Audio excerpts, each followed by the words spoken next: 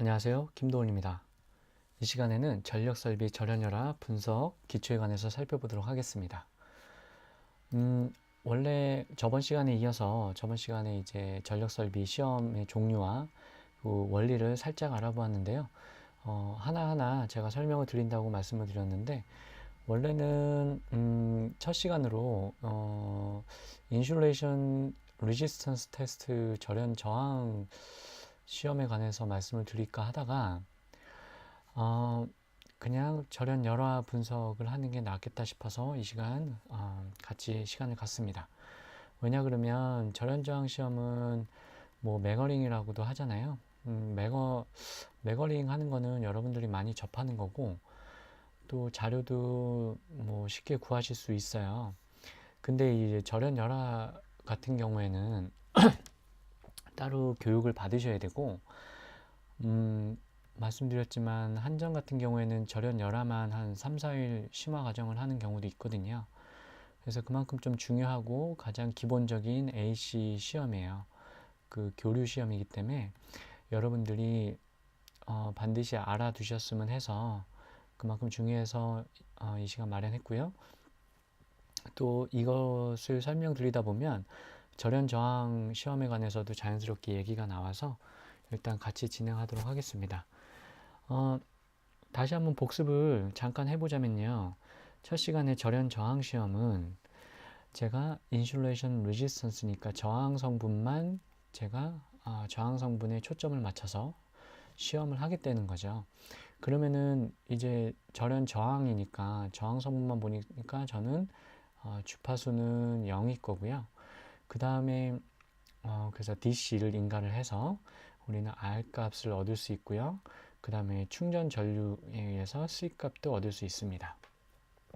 근데 문제는 뭐냐면요. 우리가 가정에서 쓰는 거, 예를 들어서 가정에서는 220V 60Hz 쓰나요?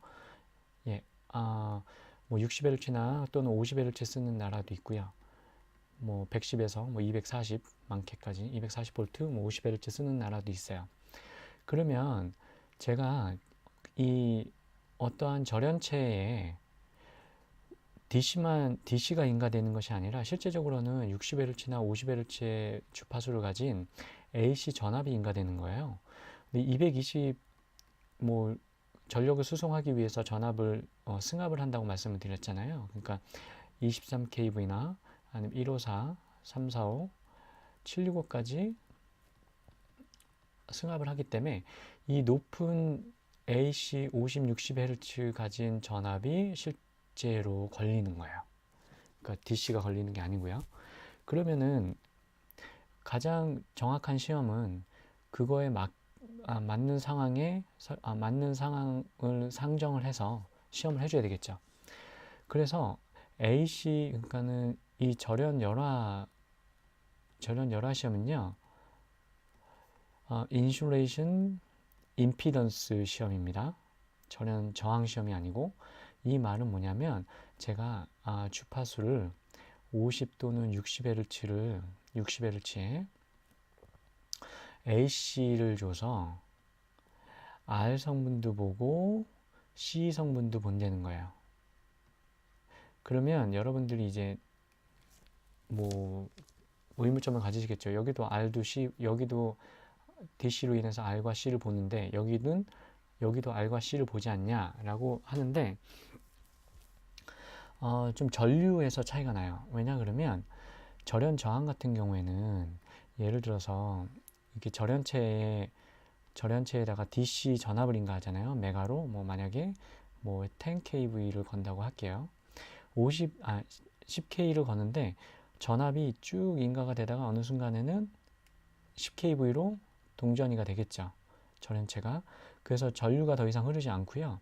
그 다음에 전류 같은 경우에도 처음에는 인가를 딱 했을 때 많이 걸리지만 시간이 갈수록 이 캐패시티브 성분이 이제 충전이 되는 시점에서 전류는 흐르지 않아요. 그래서 요거는 요 C 값을 구하는 거는 실제 흐르는 전류가 아니고 충전 전류로 C 값을 계산하는 거예요. 그래서 이거는 실제적인 AC 전류가 아니고요. 그렇기 때문에 이거 C 값이 절대적인 값은 뭐 몇 페럿이다, 몇 피코페럿이다, 뭐 나노페럿이다 이런 건 알 수 있지만 실제 AC 교류 전류가 흘렀을 때 그 나타나는 현상에 대해서 정확히 얘기해 주지 못해요. 반면에 우리가 AC를 인가를 했을 경우에는 우리가 AC를 인가하면 전체적인 임피던스를 보고요. 그 다음에 저항값 보고요. 이 저항값은 교류 저항이에요. 교류 저항입니다. 그리고 플러스 X 성분을 보자. X 성분인데 다시 한번 복수하자면 L 값도 있을 거고 C 값도 있을 거예요. 이게 유도성이 있을 거고 이것도 용량성이 있을 건데 여기서 이제 주파수가 키라고 계속 말씀을 드렸잖아요. 주파수가 굉장히 중요하다고.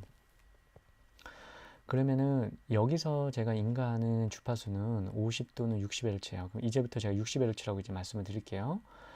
60H인데 60Hz를 인가를 하면 거의 교류 저항하고 DC 직류 저항하고 거의 비슷할 거예요. 왜냐 그러면 이게 만약에 이제 통신 같은 경우에는 메가헤르츠나 아니면 기가헤르츠 같은 경우에는 이게 표피 효과나 뭐 근접 효과를 무시를 못 하거든요. 실제적으로 장거리 송전선로 또한 선로가 긴 경우에는 그때도 표피 효과는 무시를 못 해요. 그래서 저희가 HVDC를 쓰죠. 그 장점 스킨 이펙트가 생기지 않기 때문에 이론적으로. 근데 실제적으로 우리가 그 절연 열화 시험을 할 때는 교류 저항하고 DC 저항하고 아마 그렇게 큰 차이가 안 날 겁니다. 왜냐 그러면 그 지극히 극저주파기 때문에 그래요. 60Hz, 50Hz, 60Hz면은 굉장히 저주파에 속합니다. 그런데 이 둘 중에 유도성하고 용량성하고 둘 중에 따져보면 유도성 요것도 사실 무시가 가능해요. 무시가 가능해요. 왜냐 그러면 이것도 주파수가 50에서 60Hz이기 때문에 실제적으로 우리가 측정할 수 있을 만큼의 값이 되지 않아요. 그래서 요거는 우리가 사실 무시를 합니다. 그래서 용량성 리액턴스 XC만 저희가 봐요. 그래서 우리가 절대적인 값을만 쓰면 R 플러스 뭐 XC 값이 되겠죠. 절대적인 값으로 요거 다 저항값. 요게 이제 절연 열화 시험이에요. 그러면 이제 왜 절연 열화를 시험을 하고 그러니까 이게 절연 열화가 무엇이고 그 다음에 왜 절연 열화 측정을 해야 되고 그 다음에 어떻게 해석을 할 것인가에 대해서 한번 살펴볼게요. 그리고 참고적으로 절연 열화를 생각을 하시면 여러분들이 정말 싫어하시는 수식이 있어요. 뭐냐면 이게 지금 회로 이론에서 나왔지만 실제적으로 이게 나온 거는 여기 제가 빼놨거든요. 이게 지금 맥스웰 방정식에 나오는 식이에요. 그러면 여러분들이 그토록 싫어하시던 맥스웰 방정식이 사실은 절연열화 시험 여러분들이 고전압 시험에도 정확히 적용이 되고 있는 거예요. 그러니까 여러분들이 몸소 체험을 하고 계신 거예요. 실질적으로 맥스웰 방정식을 외우셨거나 아니면 자격증 시험위에서 그냥 대충 넘기셨거나 하셨더라도 결국엔 이게 적용이 돼요. 왜냐 그러면 전체 전류 밀도는 이제 참고적으로 설명을 드립니다. 이 시그마가 이게 이제 이게 도전율? 도전율이 되겠네요. 도전율이고 이거는 그러니까 이게 이제 일렉트릭 필드고요. 전기장이 돼요.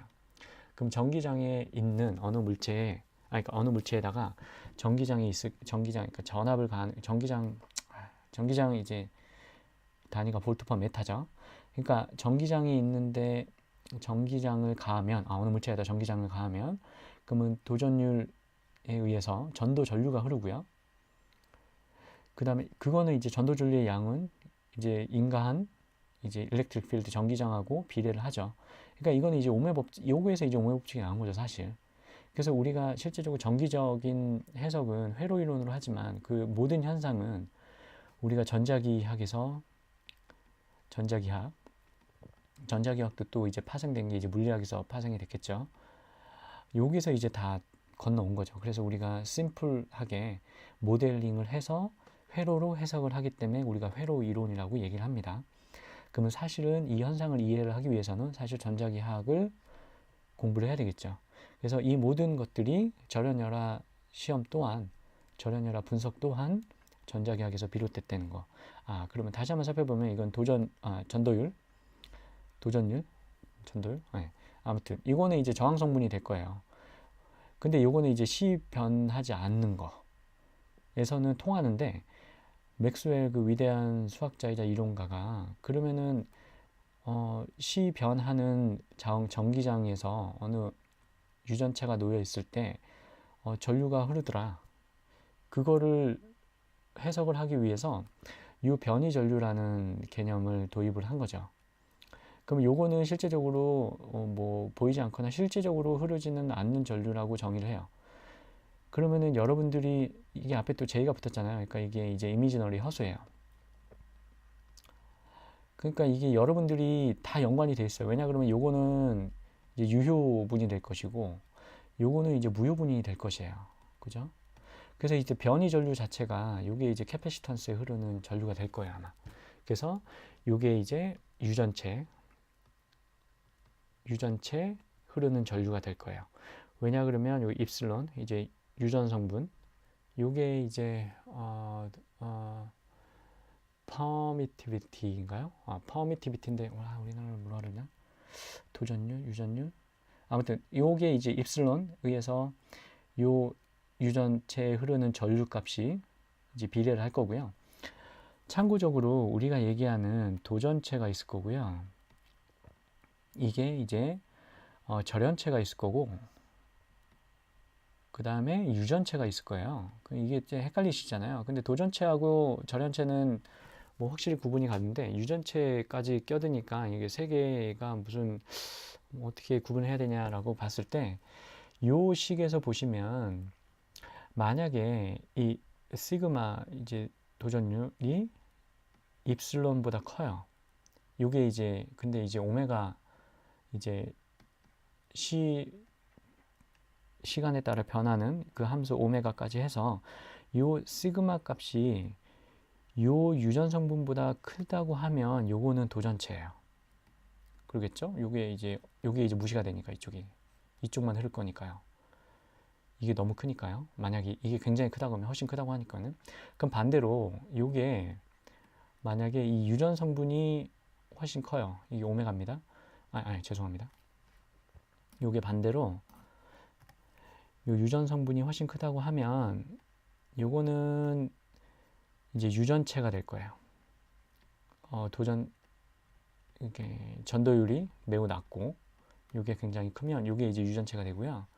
만약에 시그마도 거의 0에 가깝고 입실론 오메가도 0에 가깝다 라고 하면 요건 이제 절연체가 되는 거예요. 그러니까 자유전자가 절대 흐르지 못하는, 자유전하도 흐르지 못하고, 요 폴라라이제이션, 요 분극도 되지가 않고 시간에 따라서. 그래서 요거는 이제 절연체가 됩니다. 참고로 알아두세요. 왜냐 그러면 요 도전체하고 지금 다룰 내용은 도전체하고 이 유전체이기 때문에, 그러면 이제 절연체는 뭐냐라고 했을 때 여러분들이 도전체는 요게 이 두 개의 항 모두 제로에 가까울 때, 그러니까 전류 자체가 흐르지 않는 거예요. 그게 이제 절연체라고 생각하시면 되겠습니다. 그러면 이제 실제적으로 한번 절연열화에 대해서 해볼게요. 제가 욕심이 있다면 요게 사실 뭐 어려운 내용은 아니에요. 왜냐 그러면 여러분들이 만약에 맥어링을 하실 수 있는 분이다 라고 하면은 요거는 충분히 이해하실 수 있어요. 근데 막 어디 가보면 되게 어려운 것처럼 얘기를 하지만 사실 되게 간단한 거고요.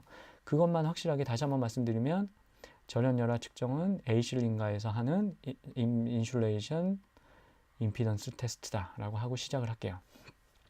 그럼 일단 용어부터 설명을 드릴게요. 용어부터 설명을 드리면 요게 이제 절연열화 분석을 할 때 우리가 흔히 현장에서 얘기하는 거는 퍼센트 파워 팩터 시험한다고 얘기해요. 이게 이제 퍼센트 파워 팩터 시험한다고 얘기를 하는데, 요거는 파워 팩터고요. 아예 다 세 가지 용어를 다 말씀드릴게요. 그 다음에 또 하나는 크게 두 가지예요. 우리가 절연열화 분석을 하는데 하나는 두 가지구나. 하나는 퍼센트 파워 팩터 한다고 그러고, 하나는 탄 델타 시험한다고 얘기를 해요. 요거는 탄 델타 그대로 쓸게요. 근데 요거는 뭐냐면 우리가 역률 할 때 코사인 세타 얘기하잖아요. 코사인 세타 값이고, 얘는 말 그대로 얘는 그냥 탄젠트 델타 값이, 탄젠트 세타 값이에요. 똑같이 썼네요. 그냥 왜냐하면 요거 두 개를 비교를 하기 위해서 지금 다시 썼고요. 그러면 아까 다시 한번 할게요. 요거를 좀 줄여서, 만약에 요게 이제 임피던스라고 하면, 임피던스가 저항 성분과 제 XC 성분이 있겠죠. 그러면 전체 전류 토탈 전류는 저항 성분에 의한 전류하고, 그 다음에 올라가니까요. JIC 성분이 될 거예요. 캐패시티브에 흐르는 전류. 그럼 일단 편의상 제가 허수는 일단 좀 제외를 할게요. 절대값으로만 제가 얘기를 하겠습니다. 참고적으로 J는 여기 이제 90도 위상입니다. 90도 위상 변화를 나타내는 허수죠. 페이저로 봤을 땐 90도 회전을 의미를 합니다. 일단 그러면은 우리가 임피던스 측정을 했는데, 절연 임피던스 측정을 했잖아요. 그러면은 제가 잴 수 있는 거는 IT 전체 전류 값 알 거고, 전체 전류 값, 이 세 가지 요소가 나와요. 그렇죠? 저항 성분, 무효 성분, 리액턴스 성분. 그럼 요거는 이제 apparent가 되겠고요. apparent power, 이거는 P상. 다시 얘기하면 요거는 리얼 파워고, 요거는 이제 유효분이 되겠고요. 요거는 리액티브 해가지고 실질적으로 열로 소멸이 되진 않지만 우리가 전자기적으로 에너지를 발생하는, 또 흡수되는 무효분이 될 겁니다. 요거하고 일맥상통하죠. 요거대로 아까. 근데 요거는 이제 빠이빠이 하겠습니다. 이제 회로 이론으로 저희가 해석을 할게요. 이제 전자기적인 해석 말고요. 그러면 요 IR 값은 제가 전압을 인가를 했을 때, 만약에 여기에 이제 유전체가 있어요. 유전체하고 제가 절연체는 설명을 드렸죠. 유전체가 있어요. 근데 절연물이죠. 절연물인데 유전 성분을 띠는 물체예요. 여기다가 전압을 인가를 하면, 교류 전압을 인가를 하죠. 그러면 유전체에 모델링을 해보면 이제 거의 다 아까 말씀드렸듯이 캐패시티브 성분이랄 거고요. 근데 캐패시티브 성분도 있을 거고, 요거를 저항 성분으로 나타나는 성분도 있을 거예요. 저항 성분도 있을 거예요.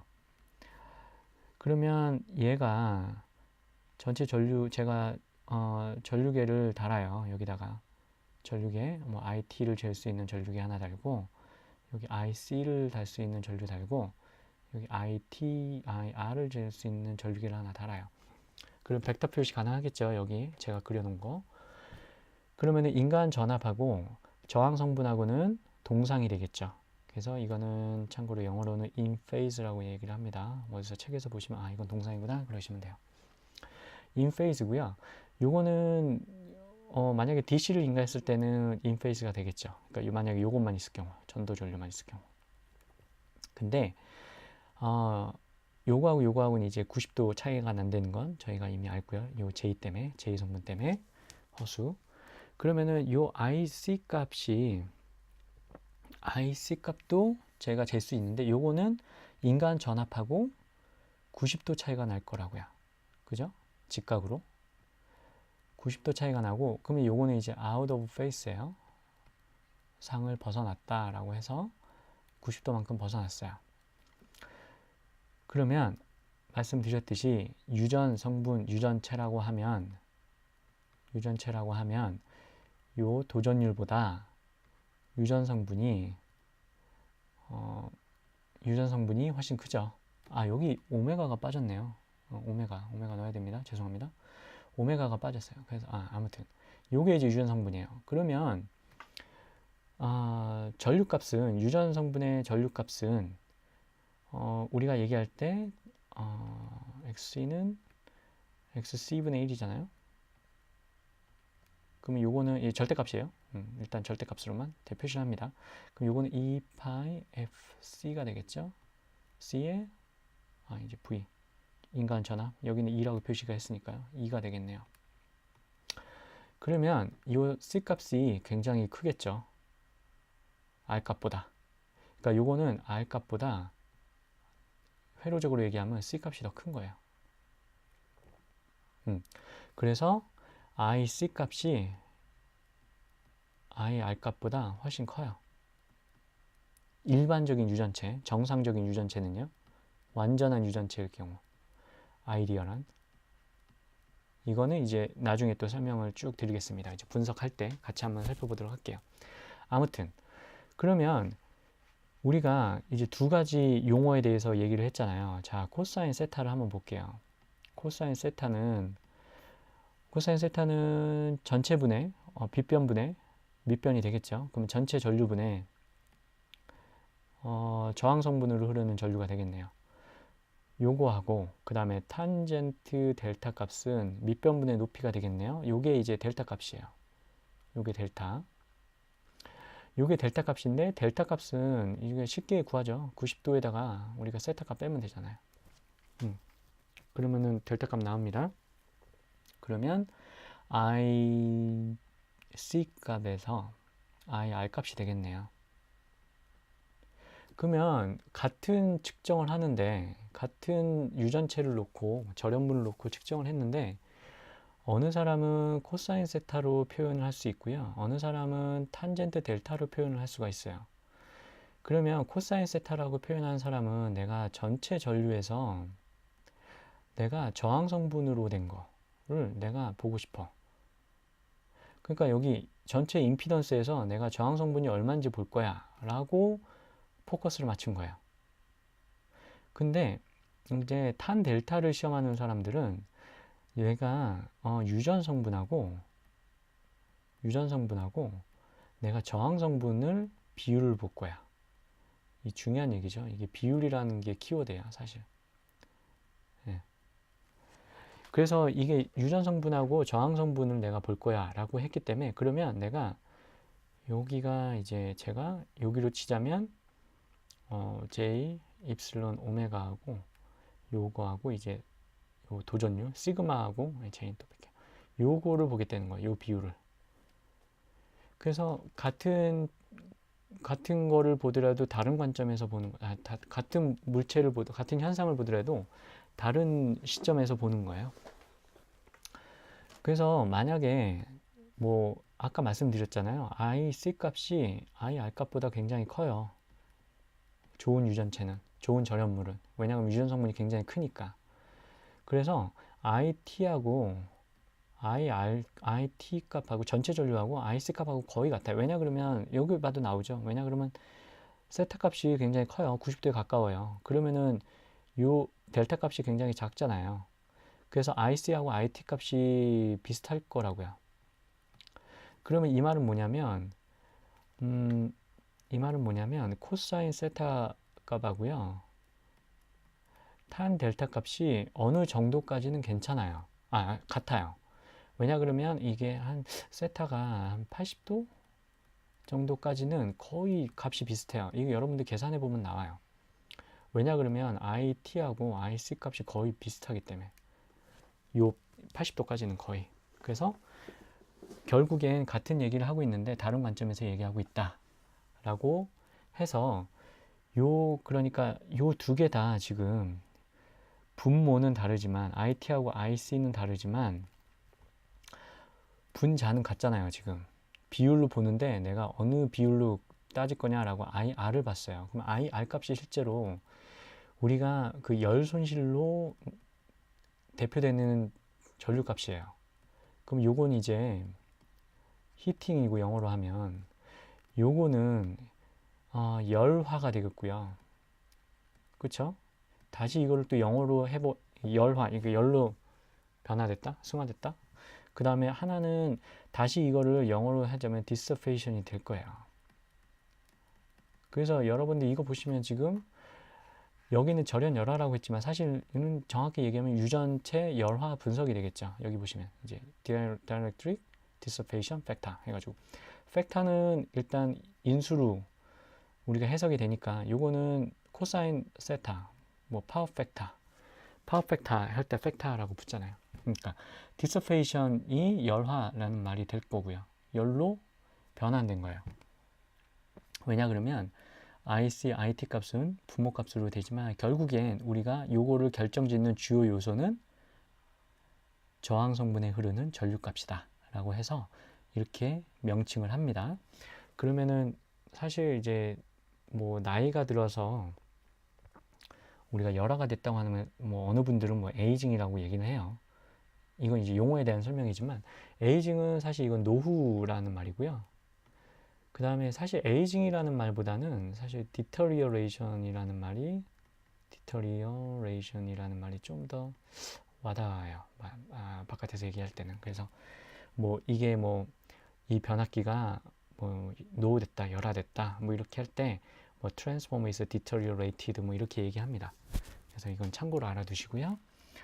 자, 그러면 요거가 사실 굉장히 중요하고요. 오늘의 키워드는 비율이에요. 비율. 저번 전체적으로 살펴봤을 때 화두는 그러니까 키워드는 주파수가 중요하다고 말씀을 드렸지만 이 코사인 세타, 탄 델타를 왜 측정을 하냐? 이게 무엇이냐? 이제 what은 했죠. 이제 무엇이냐? 왜 측정을 해야 되냐?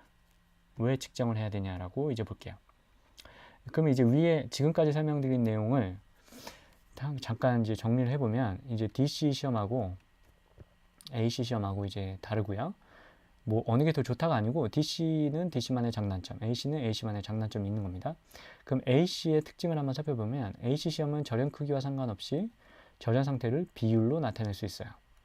요거는 이제 미리 알려드리는 이제 티저예요. 왜냐 그러면 제가 비율이 중요하다고 말씀드렸는데 요 이제 왜 비율로 나타내야 되는 건지 여기 이제 힌트가 있네요. 절연 크기와 상관없이 절연 상태를 비율로 나타낼 수 있어요. 그리고 이제 절연 캐패시터로 결합으로 이루어진 절연체의 경우 한 부분만 양호하다고 해서 절연 시스템은 양호로 판단하지 않아요. 왜냐 그러면 저희가 만약에 DC를 인가했다고 봐요. 여기서부터 여기까지. 그러면 여기도 만약에 캐패시티브 성분이 안 좋아서 절연체가 붕괴가 됐고 여기도 붕괴가 됐어요. 근데 DC 같은 경우에는 여기 쭉 충전해서 전류가 흐르지 않으면 양호하다고 판단을 하는 거예요. 그렇죠? 왜냐 그러면 아까 말씀드렸지만 캐패시티브 이 레이어 1, 레이어 2 뭐 이렇게 돼 있을 거예요. 2, 3. 이게 이제 절연체 모델이라고 생각을 해보면요. 요런 레이어 1, 2, 3 요게 대표적인 얘가 이제 부싱이에요. 참고로. 부싱은 왜냐 그러면 절연지로 이렇게 돌돌돌 마른 형태가 있거든요. 그럼 이제 레이어로 해서 몇 겹으로 돼가지고 그때마다 캐패시티브 성분이 존재를 하거든요. 그럼 예를 들어서 한 레이어, 첫 번째 레이어만 괜찮으면 나머지는 상관이 없는 거야. 그러면 첫 번째 레이어 충전이 딱 됐으면 그 다음부터 전류는 흐르지 않잖아요. 그러면은 누설 전류가 없으니까 저항이 매우 커. 오케이, 굿 이렇게 판단을 한다고요. 사실은 이 안에는 다 붕괴가 됐는데, 그렇죠? 이런 문제가 있습니다. 대신에 이제 AC 같은 경우에는 요거 다 훑고 가죠. 왜냐하면 아까 위에서 봤잖아요. 이게 전도 전류도 있지만 이게 이제 유전 성분을 가진 물체에 요게 이제 전개에 유전 성분이 있는 물체를 갖다 놨을 경우에 전개를 인가하면 그쵸? 이제 전류가 흐르죠. 이제 배언리 전류라는 게 흐르긴 하는데, 그러면 이제 실제적으로 이제 무효 성분의, 아무튼 예, 무효 성분의 전류가 흐릅니다. 전류가 무효 성분인 건 아니지만 그러한 형태로 나타나는 거 여러분들이 이해하실 거고요. 그래서 이제 아무튼 AC는 이제 전체적으로 파악을 할 수가 있어요. 그럼 이제 캐패시티브 성분이 달라지기 때문에 그 다음에 직접적인 유전 손실과 캐패시터 값을 알 수 있죠. 왜냐면 아까 했잖아요. I R 값 알고 I C 값 알고 그 다음에 전체 전류 값 알고요. 그러면 요 세 개 다 알 수 있으면 우리가 저항성분과 저항성분이 사실 이거 손실 열로 발산되는 손실 유전 손실 그 다음에 요거는 이제 캐패시터 값 알 수 있고요. 이 두 팩터는 전연율을 분석하는데 매우 유용합니다. 왜냐 그러면 요 얘기예요. 비율로 나타낼 수 있다는 거. 그 다음에 DC 시험 시에는 전압을 인가하는 시간에 따라 결과가 변할 수 있어요. 왜냐 그러면 첫 번째 시간에 말씀을 드렸지만 절연 저항 시험을 하실 때요. 이게 저항 성분이 전류 값이 쭉 처음에는 저항 성분이 쭉 뭐 이렇게 흡수가 DC의 전압을 인가하면 이 절연체에서 이제 분극이 된다고요. 플러스 마이너스 막 이렇게 엉켜 있던 것들이 쫙쫙쫙쫙 이제 정렬을 해서 분극을 하죠. 요거 하는데 시간이 걸려요. 그래서 이제 DC 이제 성분을 흡수를 하기 때문에 이제 충전을 시켜야 되기 때문에 요게 이제 시간이 걸려요. 그래서 10분 우리가 한다고 말씀을 드렸잖아요. 복습을 해보면. 그래서 이제 분극을 하는데 필요하다. 폴라라이제이션 인덱스 해가지고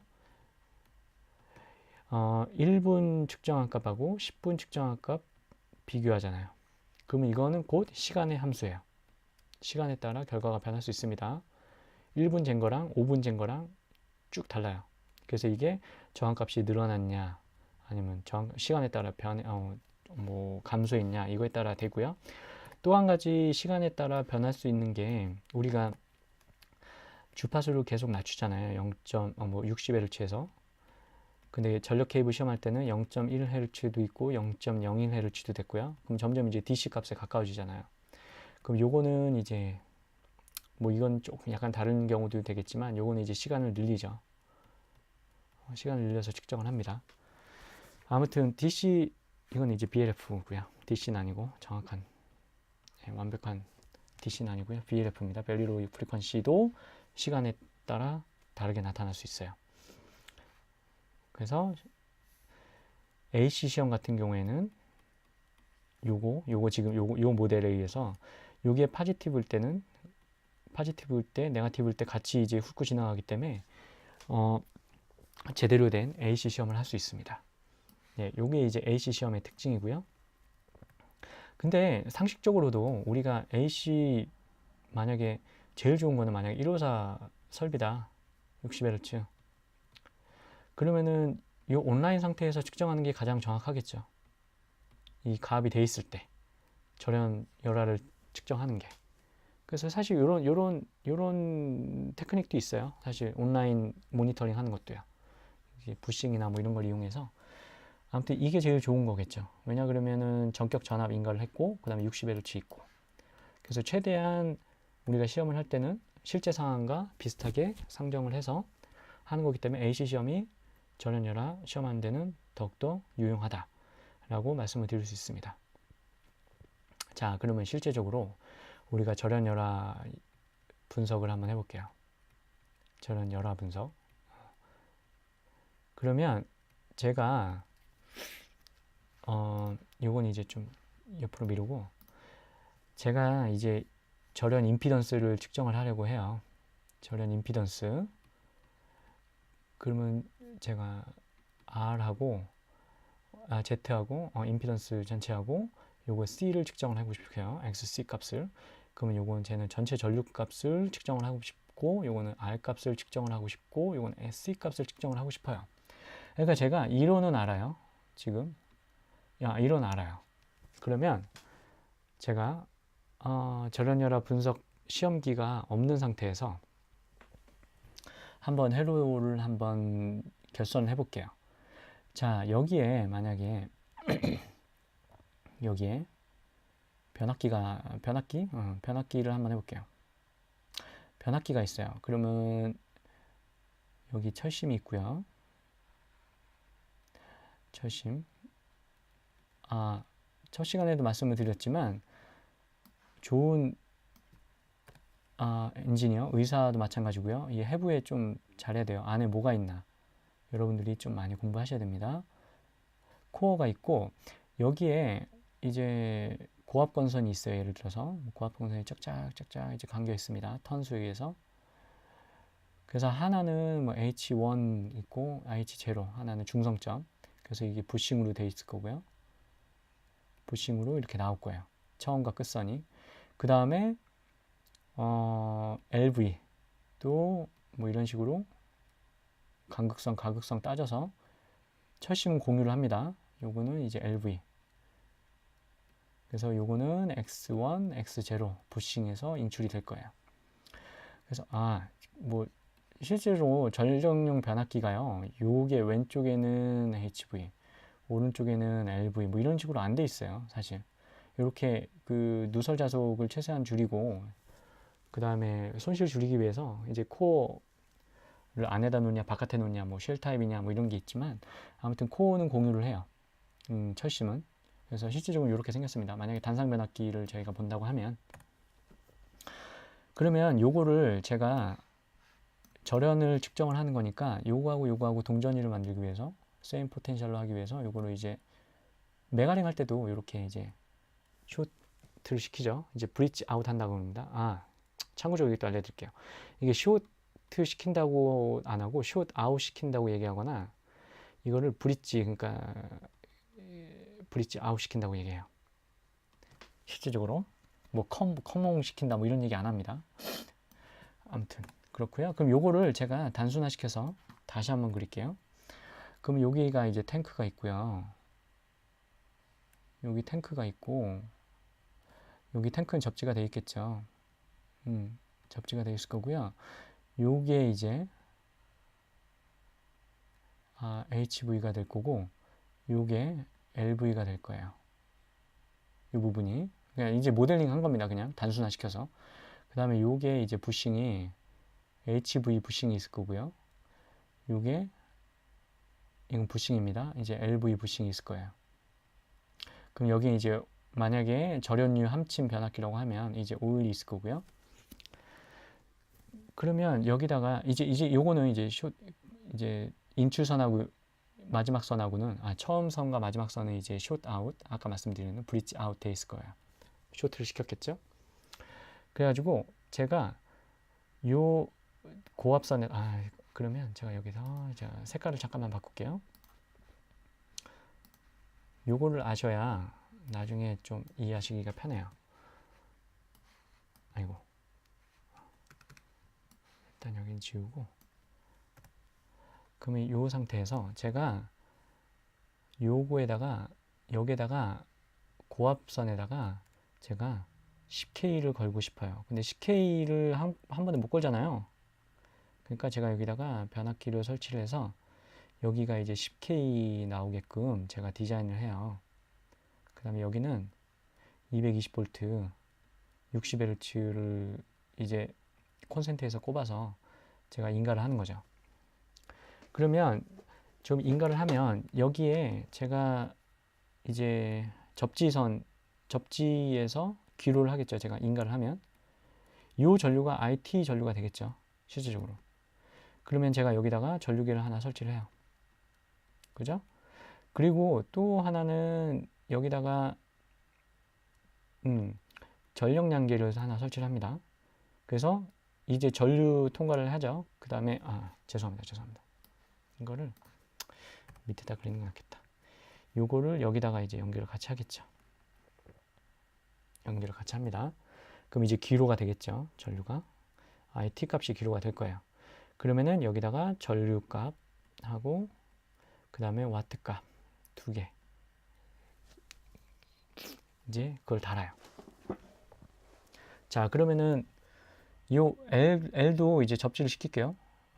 LA 요거는 이제 안 그러면 안전에도 영향을 미치고 하니까 만약에 뭐 전압이 유기될 수가 있으니까 사실 이제 접지를 시키죠. 근데 이제 여기도 접지를 시켜서 같이 여기다가 물려요. 그러면은 여기 IT 값이 여기 IT 값이 아니고 죄송합니다. 여기 IT 값이에요. 인출되는 거 IT 값 전체 전류값 이렇게 나올 거예요. 그렇다면 제가 요걸 쟀을 때 요 IT 값 알죠? 제가 인간 전압 알아요? 인간 전압 요 V값 알 거고요. 인간 전압 알 거고 전체 전류값 알 거예요. 왜냐 그러면 제가 전류계를 달았잖아요. 여기다가. 그러면 전체 전류값 IT 값 알고요. 여기랑 같이 할게요. IT 값, 예, IT 값 알고 그 다음에 와트 값을 알잖아요. 와트 값은 제가 직접 측정을 했으니까 그럼 와트 값을 안 되는 거는 제가 다시 한번 적으면 임피던스하고 R 하고 X, C 값 그리고 아니면은 여기는 이제 유효 여기 무효 그러면은 제가 유효 전력은 안 되는 거잖아요. 피상 전력하고 유효 전력 그러면 제가 전체 전류값 알죠? 전체 전류값은 임피던스 계산이 되죠? 그러면은 임피던스 값 알고 요 값 알고 그 다음에 요가 말고 전체 임피던스 값 말고 그러면 R 값 말고 이건 계산 가능하니까요. 그러면은 XC 값 계산 가능하겠네요. 그러면 이거는 계산 가능. 왜냐 그러면 와트 값을 직접 쟀으니까. 그러면 와트 값을 아는 거는 R 값을 안 되는 거고 IT 값을 안 되는 거는 내가 전체 임피던스 안 되는 거고 그러면은 요거 두 개를 이용해서 내가 세타 값 알아낼 수 있고요. 그 다음에 XC 값 알아낼 수 있겠죠. XC는 2파이 FC분의 1인데 우리가 주파수 60Hz 알잖아요. 그러면 C값 뽑아낼 수 있겠죠. 그러면 밑에 보시면 요거 다 할 수 있죠. 그러면 제가 이제 딱 스위치를 넣어서 스위치를 하나 딱 달아서 스위치를 하나 달아서 220 딱 주면은 전체 전류 그 다음에 여기는 이제 LV 전류가 되겠고요. 요거는 이제 저항 성분 IG 전류가 될 거예요. 그러면은 IT는 IG하고 LV에 흐르는 선이 되겠네요. 그래서 제가 뭘 설명을 드렸냐면 요 HV하고 요거하고는 CH가 되고요. 캐패시티브 성분. 그 다음에 요거는 CL 성분이 되고요. CL 성분. 요거하고 요거 사이는 CHL 성분이 돼요. 왜냐 그러면 C에 대한 정의가 나중에 또 말씀을 드리지만 입슬론에다가 D하고 어떤 유전 성분에 두 개가 맞대어 있을 때 거리에 반비례하고 면적에 비례하잖아요. 그럼 요거는 영전이고 요거는 전압이 10kV 인가가 됐잖아요, 지금. 여기도 지금 영전이죠. 지금 전압이 인가된 게 아니니까. 그러면 제가 요 상태에서 재는 거는 요 두 성분 이게 그라운드로 흐르는 거하고 그다음 LV 통해서 나오는 전류들을 전체를 잰다고요. 그러면 제가 잴 수 있는 캐패시티브는 요 C값, 요거 다시 한번 요 C값은 CH 값하고 CHL 값을 지금 제가 계산을 할 수 있는 거죠. 그죠? 요렇게 합니다. 근데 요게 절연 열화에만 해당이 되는 게 아니고요. 맥어도 이 기능이 있어요. 맥어도 사실 요거는 HV 선이라고 하고요. 요거는 LV 선이라고 하거든요. LV 리드예요. 그 다음에 HV 리드가 있고 고압선. 그러면 만약에 제가 CH 참고로 지금 저항 성분 쟀잖아요. 그러니까 요거는 이제 저항 성분이 죄송합니다. 그라운드 된 거, 접지된 전류 성분을 쟀잖아요. 그러면 요거는 제가 그라운드 된 시험 기기 측정을 했기 때문에 이거는 GST가 됩니다. grounded specimen test가 되겠죠. 접지된 기기 측정. 근데 만약에 제가 요 두 사이에 요 CH만, 요 HV하고 LV 사이만 재고 싶어요. 그러면 어떻게 하면 되냐면 요거를 요 IG 값 있잖아요. 요거를 전류기하고 전력량기하고 요거를 바이패스 시키는 거야. 제가 이제 이 기계가 없습니다. 그래서 제가 요거는 전류는 흘려야 되니까 요거는 제가 이제 흘리진 않는 거예요. 요게 이제 뭐하고 비슷하냐면 옛날에 전력량계 요즘에는 이제 밀봉이 돼 있어 이제 실링이 돼 있어서 못 하잖아요. 근데 옛날에 전기 좀 아시는 분들 초창기 때 전기가 이제 공급이 됐을 때 전력량계 덜 들어가게 하려고 PT선이나 CT선 하나 빼고 돌리면 요 계량이 안 되잖아요. 요거하고 비슷한 원리죠. 그러니까 흐르긴 흐르는데 요거 바이패스 시켜서 실제로 요거는 재진 않는 거예요. 그러면 얘하고 얘 사이에 있는 것만 CHL만 측정이 됩니다.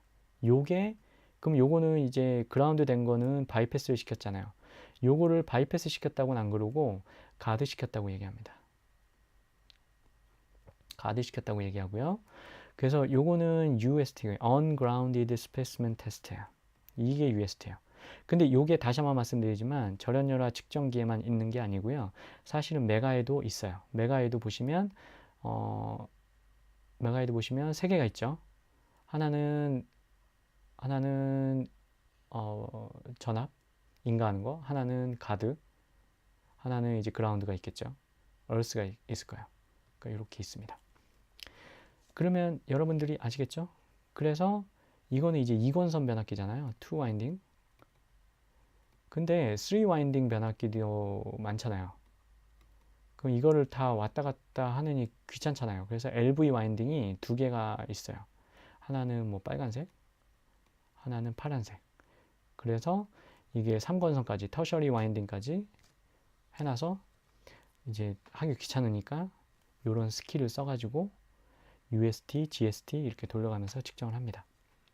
그래서 요거를 제가 스위치를 닫는 순간 측정을 하는데 제가 지금 요거대로 하면 요거를 GST 그라운드까지 제가 볼 것인가 아니면 UST 요 양쪽 그라운드로 흐르는 접지 전류를 빼고 할 것인가 라고 측정이 되는데 스위치를 하나 더 놓죠. 왜냐 그러면 제가 220에서 10K까지 맥시멈 12K까지 가능할 거예요. 요즘 거는 12K까지 가압을 하는데 요거 지금 여기에 실제적으로 연결하는 사람이 있을 거 아니에요. 이게 결선하시는 분들 그분들까지 OK 하면 측정이 되는 걸로. 제가 이런 회로를 똑똑해서 꾸몄다고 했을 때 요게 이제 절연열화 시험 측정기가 됩니다. 그래서 요게 이제 이거는 요즘 나온 저번에도 말씀드렸지만 과학화 장비가 아니고 요즘 나온 게 아니고 한 100년 전에 아마 나왔을 거예요. 그래서 이제 뭐 구체적으로 도불사나 아니면은 오미크론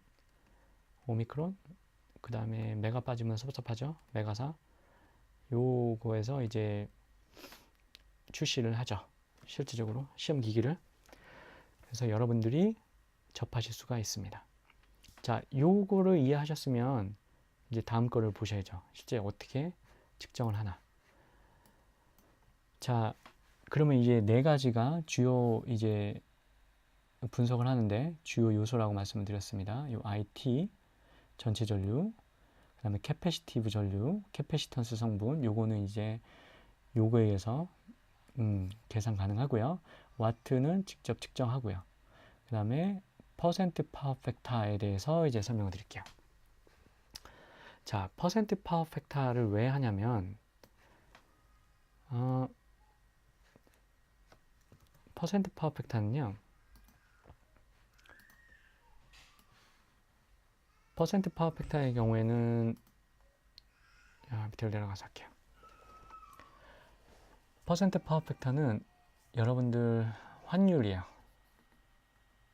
예를 들어서 무슨 말씀이냐면 제가 이제 빅맥 지수라고 있죠. 뜬금없이 왜 이야기면 뭐 눈치채신 분들도 있을 거예요.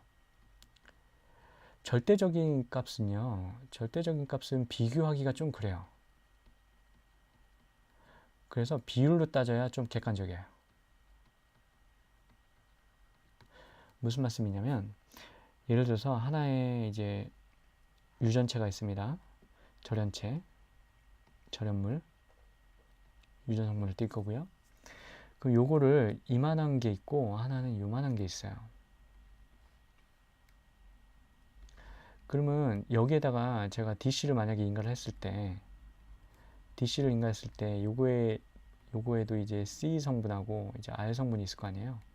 C 성분하고 아까 모델링 한 거 R 성분이 있는데 요거는 이제 전도 전류만 측정을 하겠죠. 위에 다시 생각을 되짚어 보시면 그러면 요거는 제가 10kV를 만약에 흘렸을 때 DC로 얘가 손실이 R 값이 누설 전류에 의한 R 값이 얘는 10W예요.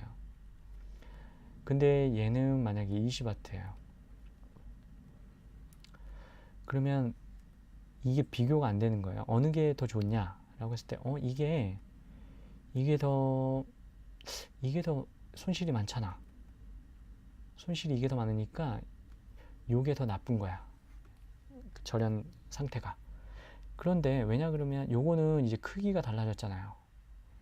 그럼 크기가 달라졌다고 하는 거는 이 유전 성분 C 성분이 달라진 거죠. C 성분은 이제 지오메트리에 관한 거거든요. 구조적인 문제거든요.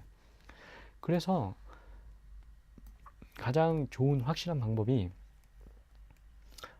비율로 따져보는 거죠.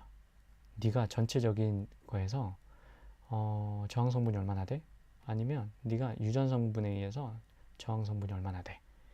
이렇게 따져보는 거예요. 그래서 요거를 만약에 하나는 만약에 이제 발전기, 차단기, 요거는 이제 발전기, 차단기, 만약에 또 하나는 변압기. 요게 만약에 와트가 10W, 5W, 20W 이렇게 나왔다고 봐요. 그러면은 요 손실에 의한 유전 손실, 이제 열 손실로 의한 줄을 세워 보면 얘가 제일 좋을 거고요.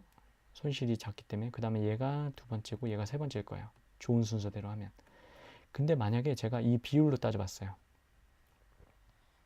비율로 따져봤더니 퍼센트 파워 팩터라고 해볼게요. 만약에 퍼센트 파워 팩터가 얘는 그렇게 얘는 0.1, 얘는 0.3, 얘는 0.8 뭐 이렇게 나왔다고 볼게요. 그러면은 절연 좋은 순서가 얘는 1번, 2번, 3번이 되는 거예요. 왜냐면 이게 더 객관적이죠. 이게 전체적인 비율로 따졌으니까 C 성분이나 아니면 전체 전류에서 열 손실이 얼마냐, 손실이 얼마냐, 그러니까 R 성분이 얼마냐라고 봤었기 때문에 그러니까 요 비율로 해서 제가 줄을 세우겠다는 겁니다. 그리고 객관적으로 제가 관리를 하겠다는 거예요. 왜냐 그러면 발전기, 차단기, 변압기 이게 다 다르잖아요. 또 발전기 중에서도 이 메이커 다르고 저 메이커 다르고 이 매니팩처러 다 달라요. 그러면 그 다른 고유한 모델마다 제가 기준을 정할 수는 없잖아요. 만약에 제가 발전기 하나만 가지고 있어요. 그러면 이걸로 해도 돼요, 사실. 그죠? 근데 H 측정, 이거는 그것도 어폐가 있지만, 아무튼, 그게 간단해요. 근데 만약에 제가 수백 개, 수천 개, 지금 전국 변전소가 800개가 넘을 거예요. 근데 그거를 거기에 변압기 기본적으로 4대, 4뱅크 넘을 거고, 근데 얼마나 수많은 기기들이 있어요. 요거 말고 피레기도 있죠. CPD도 있죠. 이런 게 되게 많아요. 측정할 수 있는 게. 션트 리액터도 있죠. 그러면 요거마다 다 기준을 못 세우니까 그러면 만약에 이거 평준화를 시키면 요거는 관리하기가 쉽죠. 그래서 IR 값은 미리 말씀드리지만 요거는 열 손실 관한 거. 열 손실. 네. 열 손실 열화가 될 거고 IC는 이거는 구조적인 문제예요. 그 다음에 그 다음에 파워 팩터는요. 퍼센트 파워 팩터 또는 탄 델타는요. 요거는 평균 값이 돼요. 절연의 평균 상태. 왜냐하면 제가 비율로 객관화 시켜버렸잖아요. 네, 그렇게 됩니다. 그리고 오늘은 여기까지 하고요. 실질적인 분석은 제가 좀 끊어서 할게요. 왜냐 그러면 벌써 1시간이 됐네요. 그러면 여러분들 다음 시간에 또 뵙겠습니다. 그리고 예, 궁금하신 거 있으면 말씀해 주시고요. 혼자 얘기하느라 좀 많이 뭐 놓치거나 만약에 잘못 얘기하는 경우 있으면 말씀해 주시고요. 양해 부탁드립니다. 예, 좋은 하루 되세요.